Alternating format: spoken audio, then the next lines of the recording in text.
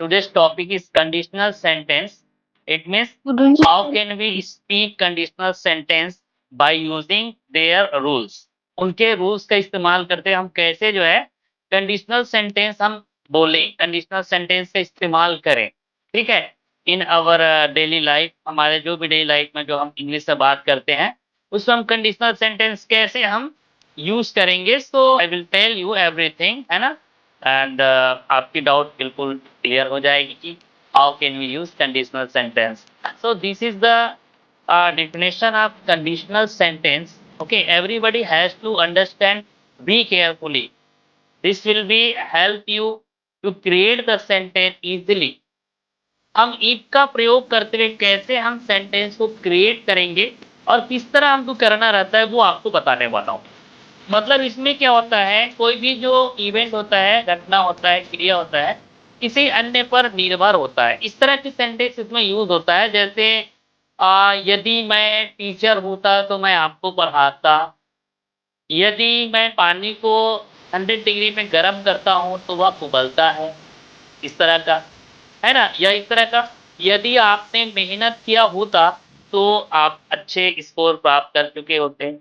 यदि आप spoken English से क्लास को अच्छे से ज्वाइन किया होता तो इंग्लिश बोलना सीख चुके होते.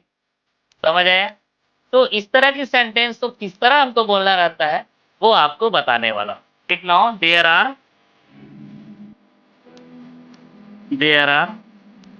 Four kinds of conditional sentence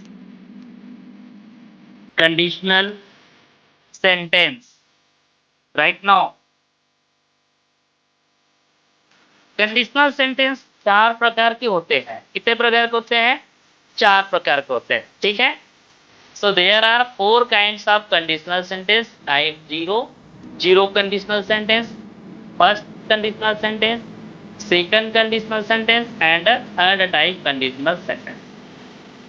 मतलब कहने का मतलब हम जो भी सेंटेंस बोलेंगे, जैसे मैं बोलता हूँ यदि मैं अच्छे से पढ़ाता हूँ तो आप अंग्रेजी बोलना सीख जाते हैं.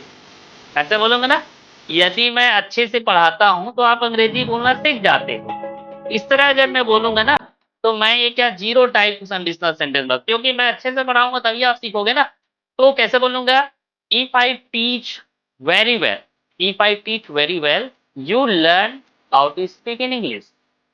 तुम सीख जाते हो कैसे अंग्रेजी में बात करना है. तो इस तरह जो मैं बोलूंगा ना, ये पहले वाला सेंटेंस भी पूरा प्रेजेंट सिंपल में रहेगा. कॉमा के बाद जो सेंटेंस रहेगा, जैसे आप अंग्रेजी बोलना सीख जाते हो, कैसे बोलेंगे, you learn how to speak in English. Second वाला जो सेंटेंस रहेगा वो भी प्रेजेंट सिंपल फॉलो करेगा. समझ आया मैं क्या बता रहा हूँ.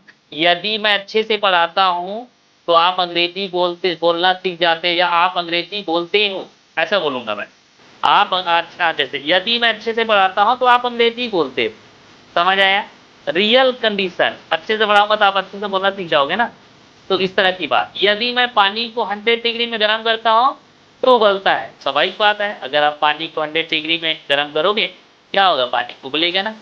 तो इसमें क्या होता है, फैक्ट्स दैट आर जनरली, मतलब रियल कंडीशन ये बताता है. ये 0 टाइप जो है जो जनरली ट्रू पर संबंधित रहता है. याद रखिएगा, मतलब सही रहता है. जो भी सेंटेंस बोलेंगे वो सही रहता है. किसी प्रकार का हाइपोथेटिकल मतलब काल्पनिक नहीं होती इसमें. रियल वाले को हमको बताना रहता है. यदि के फेस, तो यदि मैं सत्य बोलता हूं तो हर कोई मेरा क्या करते हैं, प्रशंसा करते हैं. ये देखो सही बात है ना. अगर आप सत्य बोलोगे हर कोई आपका प्रशंसा करेंगे ना. तो आप लिखेंगे नंबर सेकंड एग्जांपल, इफ, है ना, इफ यू, मैं चलो आपके लिए बोला, यदि आप सत्य बोलते हो तो हर कोई आपका प्रशंसा करते हैं. सो यू हैव टू से like this, if you speak the truth, हो गया, कॉमा, हर कोई क्या बोलता है, एवरी वन. प्रशंसा करने को बोलते हैं एप्रिसिएट. ठीक है. जैसे if you speak the truth every one appreciates you. यदि आप सत्य बोलते हैं तो हर कोई आपका क्या करते हैं, प्रशंसा करते हैं। इसमें क्या है, कंडीशनल तो लगाया है लेकिन क्या है, एकदम रियल वाला है ना, ट्रू वाले हैं। अगर आप सत्य बोलेंगे स्वाभाविक बात हर कोई प्रशंसा करेंगे। समझ आ रहा है जीरो टाइप? तो जीरो टाइप में इस तरह के हमको सेंटेंस बोलना रहता है।